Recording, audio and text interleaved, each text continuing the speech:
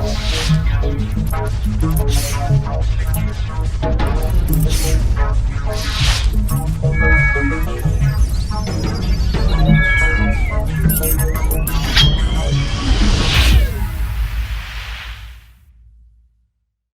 lá, eu vou começar hoje a iniciar meus vídeos sobre a coluna vertebral. Eu vou falar sobre as vértebras, né?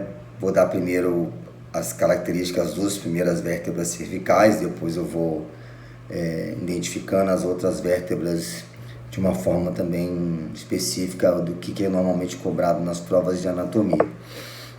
Primeira vértebra que a gente fala é essa daqui, que é o Atlas, né? O termo Atlas, o nome Atlas vem do deus grego que segura o mundo, segura a cabeça, né? Então, por isso essa é uma vértebra atípica.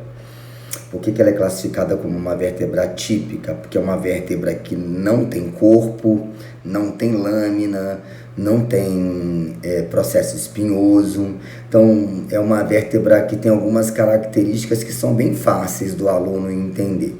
Primeiramente, eu preciso identificar que essa vértebra ela é formada por dois arcos. Esse arco maior que está aqui, ó, que é o arco posterior, certo? E esse arco menor que está aqui, ó, que é o arco anterior, ó. Arco posterior, arco anterior.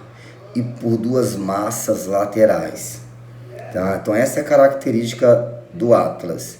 Tem dois arcos e duas massas laterais. Bom, colocando na posição anatômica, ó. Observem que essa vértebra tem uma faceta articular superior, que ela vai se articular com esses côndilos occipitais que estão aqui, ó. Tá? Então, a faceta articular, a superior, lógico, vai estar sempre voltada para cima, ó. Ela vai estar sempre voltada para cima, certo? O arco anterior voltado para frente e o arco posterior voltado para trás. Observem que a faceta articular inferior é diferente, ó, ela é muito mais redondinha, porque ela vai se articular aqui, ó, com a faceta articular superior da segunda vértebra cervical, que é o axon. Por isso que é um encaixe bem perfeitinho, uma congruência bem importante, tá? Então, quando a gente coloca essa vértebra na posição anatômica, é o que eu vou fazer agora, vou colocar ela na posição anatômica, anterior e posterior, então ela está mais ou menos aqui comigo. Vamos analisar algumas estruturas. No arco anterior, nós vamos encontrar o tubérculo anterior, tudo isso é o arco, ó, tudo isso é o arco. Então, anteriormente eu tenho o tubérculo anterior, e aí se a gente for avançar um pouquinho mais para trás, eu vou virar ela aqui, ó, eu vou encontrar a fóvea do dente, ó. A fóvea do dente é formada, ela é constituída para receber esta parte da segunda vértebra cervical, que é o axis, que é o processo odontoide, ó, que está aqui, ó. Então, essa fóveazinha no arco anterior, ela é constituída justamente por causa disso, ó, para comportar aqui, ó, a fóvea do dente. De forma oposta, o arco posterior, ó, todo ele, e aí no lugar do processo espinhoso da lâmina, tudo isso é arco posterior, nós vamos encontrar o tubérculo posterior, palpável aqui atrás, né, é o tubérculo posterior do Atlas, então tá aqui. Nas massas laterais, a gente vai identificar a faceta articular superior, tá lá pro côndilo occipital, e a faceta articular inferior, aqui.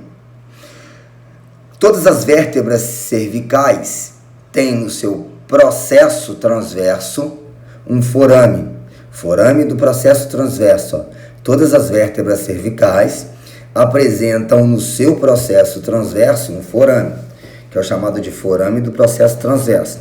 Esse forame ele permite a passagem de uma artéria que irriga o cérebro, que é a artéria vertebral, é uma das artérias que vão lá se formar posteriormente, o chamado de polígono de Willis, né? Vai juntar lá depois. Então aqui eu tenho o forame do processo transversal, desculpa, forame do processo transverso. E como essa vértebra é a última passagem dessa artéria, quando eu coloco na posição anatômica, quando essa artéria ela sai desse forame, ela vai fazer isso aqui, ela vai penetrar Ó, ela vai penetrar aqui, ó, e vai entrar para o encéfalo. Então ela deixa um sulco, que é chamado de sulco da artéria vertebral, tá? Lembrando que esse sulco só é visto nessa vértebra, porque é onde a artéria vertebral ela sai dessas vértebras e vai em direção ao encéfalo. Então aqui eu tenho o sulco da artéria vertebral. Então basicamente essa vértebra é uma vértebra bem tranquila de estudar, muito cobrada também em prova. Então vamos passar para a próxima vértebra, que é essa daqui, ó. Aproveitar, já vou, que é a segunda vértebra cervical, que é o áxis. Tá aí uma vértebra quase que típica. Ela não é típica porque ela tem algumas características. Então eu vou colocar essa vértebra na posição anatômica, ó, tá na posição anatômica, tá? Aqui essa é uma vértebra que já não tem arco. Ela tem as principais características de uma vértebra típica. Quais são elas? Primeiro, ó, tem um grande corpo, ó. Ela tem um grande corpo, ó, um corpo importante, tá? Esse é o corpo da segunda vértebra. Em cima do corpo, ele aloja essa estrutura que é o processo odontoide, ó. Então, o processo odontoide aqui bem fácil de identificar, muito cobrado em prova também, ó, todo ele. E ao lado dele a faceta articular superior, ó, as duas facetas articulares superiores, né? Bem tranquilo da gente conseguir identificar. É uma faceta, ela é arredondada porque ela vai se unir a essa faceta aqui embaixo, ó. Então, não tem como o aluno ter dificuldade. Um processo transverso, tá? Tá aqui do lado. E lógico, diferente, não poderia ser diferente no processo transverso, o forame do processo transverso. Aqui nós já temos posteriormente a lâmina, a formação da lâmina e um processo espinhoso já bem definido, ó. Temos um processo espinhoso já bem definido, a lâmina e o processo espinhoso. Quando a gente olha a parte de baixo, a gente não pode esquecer elas duas aqui, ó, as duas facetas articulares inferiores, ó, duas facetas articulares inferiores que complementam essas duas vértebras, as duas primeiras vértebras cervicais. Eu vou acoplar uma na outra aqui, não é um encaixe perfeito porque elas não são mais ou menos isso daqui, ó. Esse é o acoplamento que a gente tem, né? E aqui é importante esse detalhe, porque a articulação entre o dente e a fóvea é fundamental para esse movimento de rotação. A gente não pode esquecer. E quando os dois côndilos occipitais se articulam aqui, também são importantes, principalmente para esses movimentos aqui, ó, anteropulsão, retropulsão, que são movimentos que a gente observa quando analisa a articulação em si. Então essas são as duas primeiras vértebras cervicais, vértebras classificadas como atípicas. A primeira é o atlas e a segunda é o axis. Muito obrigado. E depois a gente vai continuar cervical, torácica, lombar, até chegar no sacro. Um grande abraço.